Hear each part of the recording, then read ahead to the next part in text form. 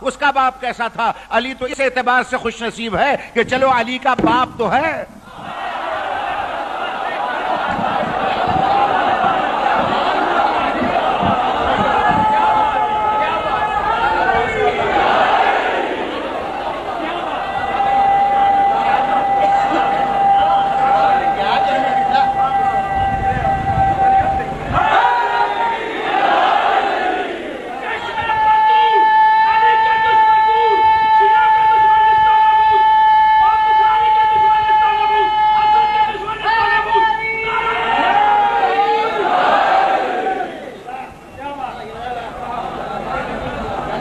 توجہ ہے یا نہیں؟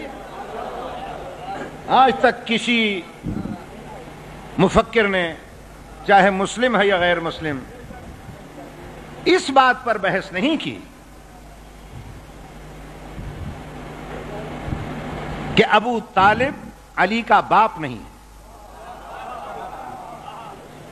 علی تو خوش نصیب ہے کہ ابو طالب کی شکل میں علی کا باپ تو ہے اور ایک ہے۔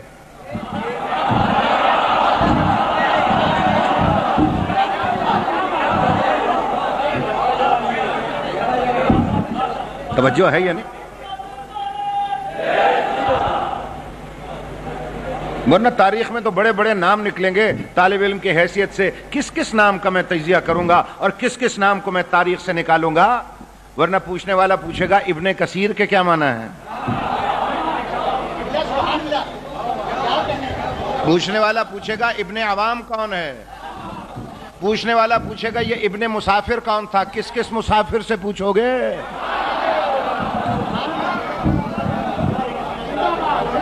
توجہ ہے دوستو یہ نہیں ہے؟ یاد رکھیے کہ جس ابو طالب کے بارے میں قرآن آواز دے کر کہے، قرآن آواز دے کر کہے کہ ان اللہ اصطفى آدم و نوحا آل ابراہیم و آل عمران علی العالمین، اللہ نے چنا ہے، خود اللہ نے آدم کو اور نوح کو، آل ابراہیم کو اور آل عمران کو قیامت تک کے لیے۔ تو جس عمران اور اس کی آل کے قصیدے خود قرآن پڑھ رہا ہو، اس کے ایمان اور اسلام میں شک کرنا خود اپنے ایمان میں شک کرنا ہے۔ توجہ ہے دوستو؟ اس لیے کہ یہ دونوں سگے بھائی تھے، جناب عبداللہ اور جناب ابو طالب۔ توجہ ہے یا نہیں؟ لیکن جس تنگ نظر ملا نے خود جناب عبداللہ کو نہ چھوڑا ہو، میں ابو طالب کی کیا بات کروں اس سے؟ اور فلپس کے ہٹی جیسے متعصب ترین مورخ نے بڑا مذاق اڑایا ہے ان ملاؤں کا کہ جنہوں نے حضرت عبداللہ کے بارے میں بھی کہا کہ نعوذ باللہ وہ بھی مسلمان نہیں تھے اور کافر تھے۔ انہوں نے کہا میری سمجھ میں یہ پڑھا لکھا ملا ہی نہیں آیا کہ جس کے پیغمبر کے والد کا نام ہو عبداللہ اور سمجھے کافر۔ توجہ ہے دوستو یہ نہیں؟ عبد الشمس ہوتا، عبد اللات ہوتا، عبد المنات ہوتا۔ بس عزیزوں میں اس سے زیادہ میں زحمت بھی نہیں دینا چاہتا، جناب چودھری صاحب شجر حسین صاحب بھی تشریف فرما ہے، میں صرف جناب عبداللہ کے بارے میں اتنا میں عرض کر دوں آپ کی خدمت میں، کم از کم اس صدی کے مسلمان کو، اس دور کے مسلمان کو پیغمبر اکرم کے والد گرامی کے ایمان پر تو شبہ نہیں ہونا چاہیے۔ جی ہاں، اس کی وجہ یہ ہے اخبارات کی فائلیں گواہ ہیں، پڑھ کے دیکھیے۔ آج بھی میرے پاس نوائے وقت کے تراشے موجود ہیں، آج بھی میرے پاس الثورہ عربی اخبار کا تراشا موجود ہے کہ آج سے 15 سال پہلے کی بات ہے، زیادہ وقت نہیں گزرا ہے، 10 ہے یا 15 سال زیادہ سے زیادہ، جب مسجد نبوی کی توسیع ہو رہی تھی تو جناب عبداللہ کی قبر آ رہی تھی بیچ میں، بزرگوں کو یاد ہوگا، آپ نے خود پڑھا ہوگا، تو گورنمنٹ نے آرڈر دیا کہ اس قبر کو کھود دیا جائے۔ یہ گورنمنٹ نے کیوں کہا کھود دیا جائے؟ اس لیے کہ گورنمنٹ کے ذہن میں یہ بات تھی کہ 1500 سال گزر گئے ہیں جناب عبداللہ کو دفن ہوئے، جب کچھ نکلے گا ہی نہیں تو ہمارے علماء حق و جانب ثابت ہوں گے کہ جب باپ نہیں ہے تو بیٹا کہاں سے ہوگا؟ ارے جس کی جالی کو چومتے وقت کوڑے لگتے ہوں، جس کے دروازے کو ہاتھ نہ لگانے دیا جاتا ہو، یہ کہا جائے کہ جناب آپ کیا ادھر چومے پھرتے ہیں، کیا چومتے پھرتے ہیں، باپ تو ہے نہیں تو بیٹا کہاں سے ہوگا؟ مطلب یہ جیسے باپ فنا ہو گیا بیٹا بھی فنا ہو گیا۔ اس تصور کے تحت اجازت ملی کہ قبر کھود دی جائے۔ اب پڑھیے اخبارات، فائلیں گواہ ہیں، دنیا جہان دیکھنے والی تھی، دنیا جہان کے رپورٹر موجود تھے۔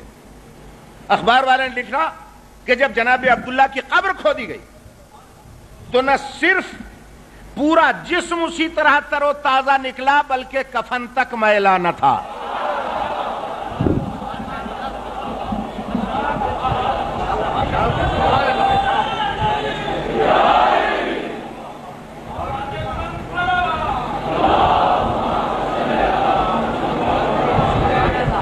ارے میں علی کے باپ کی بات نہیں کر رہا ہوں، جس پیغمبر کا دنیا کلمہ پڑھتی ہے اور جس کا نظام اسلام آج یہاں پر نافذ ہو چکا ہے، اس پیغمبر اکرم کے والد گرامی کی بات کر رہا ہوں۔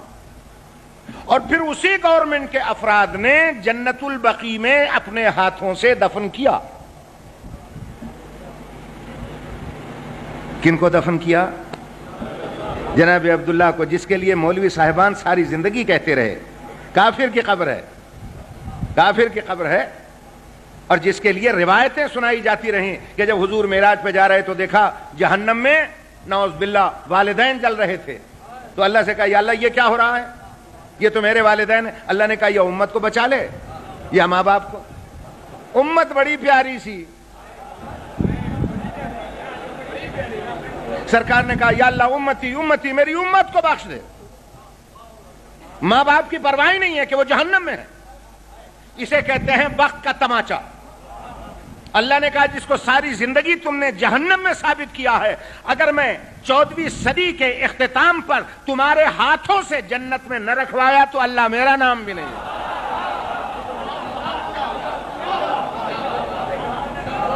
توجہ ہے دوستو یہ نہیں ہے؟ جناب عبداللہ کے بارے میں اخبارات کی رپورٹ یہ ہوئی کہ کفن تک میلا نہ تھا۔ میں کہتا ہوں بڑے بڑے علماء کرام بحث کے لیے تیار ہیں اور بڑے بڑے چیلنج آتے ہیں، کبھی شرعی نظام کے لیے، کبھی اسلامی نظام کے لیے مخالفت ہی اگر کرنا مقصود ہے تو کبھی جناب عبداللہ کے لیے، کبھی کسی کے لیے، کبھی کسی کے لیے، اور اخبارات میں اعلان ہوتا ہے آؤ مباہلہ کر لیں، آؤ مناظرہ کر لیں۔ میں کہتا ہوں خدا کے لیے اس ملک پر رحم کیجئے، نہ مباہلہ کیجئے نہ مناظرہ کیجئے۔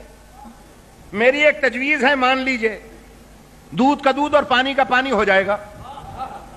آپ اس طرح کیجئے، ہمارے ساتھ چلیے، کہاں تفسیریں پڑھائیں گے، کہاں کتابیں دکھائیں گے، کس کس مولوی سے بحث کریں گے؟ بحث کرنے کی ضرورت نہیں ہے، جناب عبداللہ کی مثال سامنے ہے، بجائے مناظرہ اور مباحثہ کرنے کے چلیے ایک ایک قبر کو کھود کر وہاں دیکھ لیتے ہیں، جو صحیح سالم نکل آئے اس کے ہاتھ میں بیعت کر لو، جو نہ ملے لخ لعنت کر کے پیچھے ہٹ جاؤ، مناظرے کی ضرورت ہے۔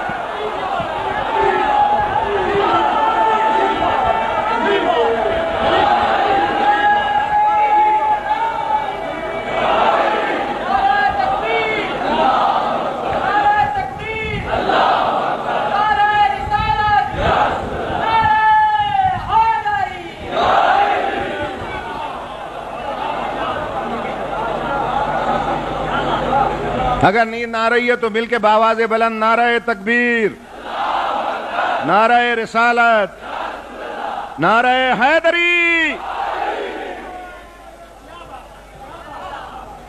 توجہ ہے یا نہیں؟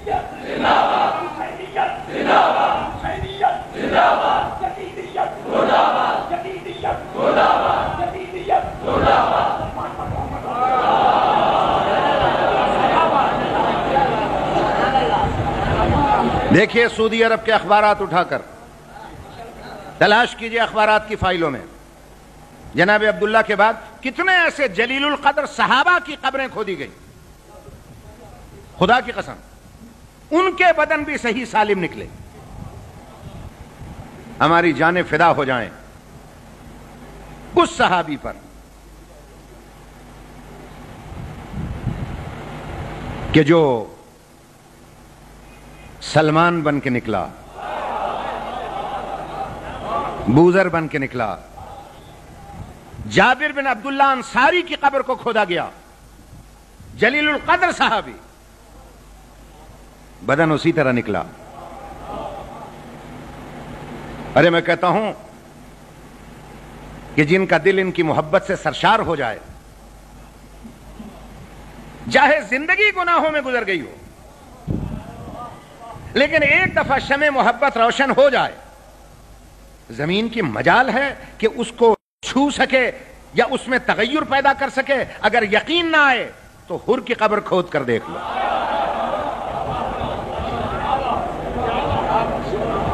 جناب حر کی قبر بھی کھودی گئی۔